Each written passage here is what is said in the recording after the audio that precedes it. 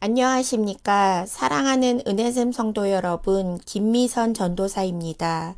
오늘은 베드로의 부인과 예수님의 말씀이라는 제목으로 마태복음 26장 69절에서 75절 말씀을 중심으로 예수님의 순종과 베드로의 부인을 통하여 연약한 우리를 다시 제자로 세우시는 예수님의 사랑을 깊이 묵상하는 하루가 되었으면 좋겠습니다.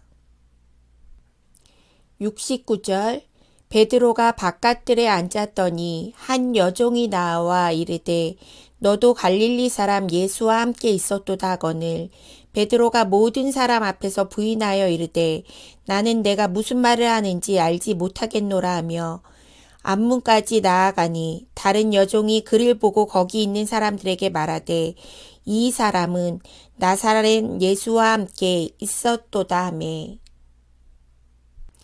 72절 베드로가 맹세하고 또 부인하여 이르되 나는 그 사람을 알지 못하노라 하더라. 조금 후에 곁에 섰던 사람들이 나와 베드로에게 이르되 너도 진실로 그 도당이라 내 말소리가 너를 표방한다 하거늘 그가 저주하며 맹세하여 이르되 나는 그 사람을 알지 못하노라 하니 곧 닭이 울더라. 이에 베드로가 예수의 말씀에 닭 울기 전에 내가 3번 나를 부인하리라 하심이 생각나서 밖에 나가서 심히 통곡하니라. 예수님은 하나님의 말씀에 철저히 순종하셨습니다. 그것은 하나님의 말씀에 응하기 위해서입니다. 오늘 본문에 나온 베드로뿐만이 아니라 예수를 믿는 우리는 우리의 삶에서 얼마나 많이 예수님을 부인하며 살았는지 모릅니다. 3번뿐만이 아니라 셀 수 없을 만큼 예수님을 모른 척하며 예수님을 부인하는 삶을 살았습니다. 그런데 그런 베드로와 우리를 예수님은 다시 만나주시고 제자로 받아주셨습니다. 겟세마네 동산에서 기도하신 예수님은 결국 하나님의 뜻에 복종하셨습니다. 이제 체포되셔서 한밤중에 공회의 신문을 받습니다. 그들은 예수님에게 신성모독 혐의를 씌웠고 거짓 증언으로 확정 판결을 이끌어냈습니다. 이 와중에 예수님을 멀찌감치 따라왔던 베드로는 예수님을 3번 부인합니다. 예수님은 하나님의 말씀에 순종하여 고난을 당하셨습니다. 하지만 베드로는 자신의 연약함을 인정하지 않고 신앙을 과신하였기에 시험을 당하였습니다. 베드로는 예수님을 따라 대제사장의 집 안에 들어와 있었습니다. 그때 한 여종이 베드로를 가리키며 예수님과 함께 있던 자들 중에 하나라고 말합니다. 그런데 베드로는 여종의 발언을 인정하지 않고 부인합니다. 시험에 들지 않으려면 깨어서 기도해야 하는데 베드로는 자신의 신앙을 과신합니다. 그래서 시험에 넘어지지 않도록 주님을 전적으로 신뢰해야 되는 것입니다. 그런데 베드로의 부인은 한 번으로 끝나지 않습니다. 앞문까지 나아가는데 이번에는 다른 여종이 베드로를 보고 거기에 있는 사람들에게 이 사람도 나사렛 예수와 함께 있었다고 말합니다. 하지만 베드로의 반응은 이제 예수님을 모른다고 부인하며 맹세까지 합니다. 베드로가 사람들 앞에서 더 예수님을 부인했던 이유는 무엇일까요?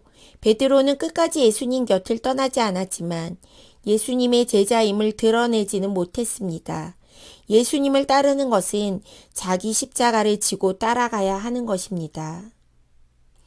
때론 예수님의 제자의 삶을 통하여 사람들에게 조롱받고 시험을 받을 때에도 자신의 연약함을 인정하고 성령의 도움을 구해야 하는 것입니다. 우리 앞에 다가오는 시험은 결코 한 번이 아니기 때문입니다. 주님을 전적으로 신뢰하지 않는다면 시험을 이길 수 없는 것입니다.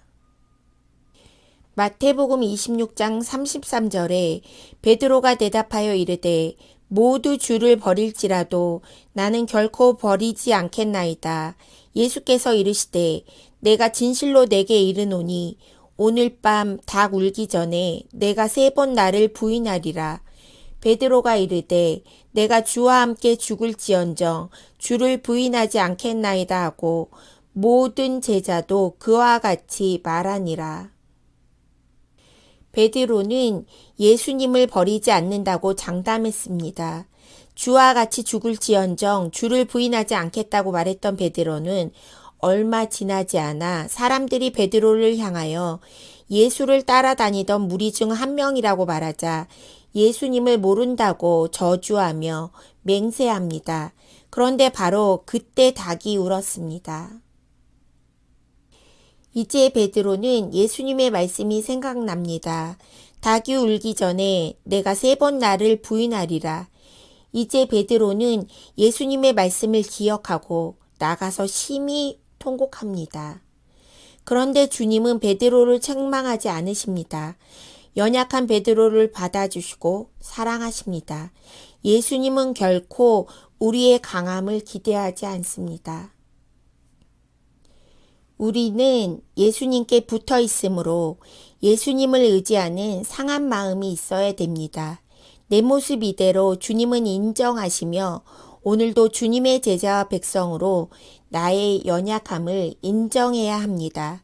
주님이 우리와 함께 하심을 믿고 나아갈 때 우리는 넘어지나 다시 예수님으로 인하여 일어설 수 있는 참 제자가 되는 것입니다.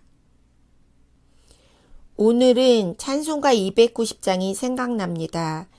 우리는 늘 주님을 배반하나 내 주 예수 여전히 날 부르사 그 참되신 사랑을 베푸시나니 내 형제여 주님을 곧 따르라. 주 널 위에 비네. 주 널 위에 비네. 주 널 위에 비네. 항상 비시네.